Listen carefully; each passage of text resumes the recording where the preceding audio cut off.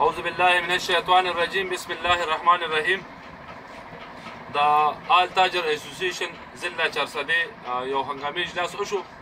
د هغې نه وروستو چې کوم دی نو مونږ د خپله خبره کوو، په هغې کې ملګرو نه مونږ رایه واخیستله او د رایې مطابق چې کومه خبره ووته نو هغه په دې باندې چې مونږ یو 3 ورځې وړاندې د لوډ شیډینګ متعلق چې په بازار کې کوم ناروا لوډ شیډینګ دی، کوم ظلم روان دی، د دغه متعلق مونږ اجلاس شو. هغه اجلاس کې مونږ یو احتجاجي مظاهره کړو او د بلې غټې مظاهرې دپاره مونږ 3 ورځې ډیډلاین ورکړو.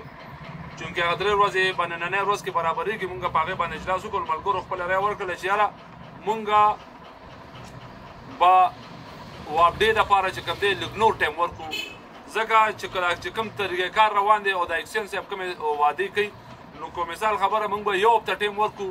که 1 هفته کې دا سیس چې کوم دی نو مثال خبره خپل زوړ حالت ته راغی، لکه څنګه چې مخکې به لوډ شیډینګ نه مستثنا یا ډېر کم لوډ شیډینګ به وکړو، آیا حالت ته د اکسین صاحب راوسته خو ټیک ده، که نه وي نو 1 هفته پس به بیا زمونږ برپور احتجاج وي.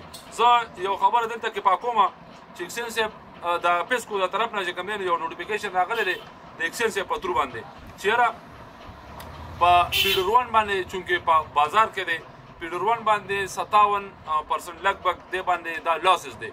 نو زه د دې یوې خبرې نشاندهي اکسین صاحب ته کوم چې اکسین صاحب په پیډر 1 باندې د بازار په حدودو کې 0.5% لاسز هم نشته دی او نه دلته کې په دې باندې توکلا کوي. دا بازار دی دلته کې چې کوم تاسو ټول میټر روډ ته رسېدلي، ټول میټر په روډ دی په بازار کې تر اوس وخته پورې یو کس چې کوم دی مثال خبره په غلا کې نه دی نیولې شوې. کو دا غلا کوي دا به ستاسو په ترو باندې به دا به پیډر 1 باندې چې کوم یو خوا بل خوا خلک دي هغوی به کوي او هغه ته د خپل اهلکارو نه د هغې تپوس وکړه.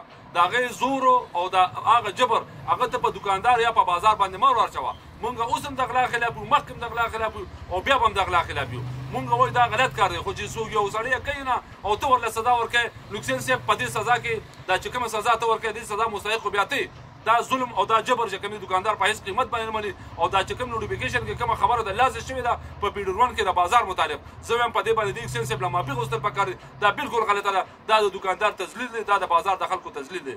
ډېر مننه.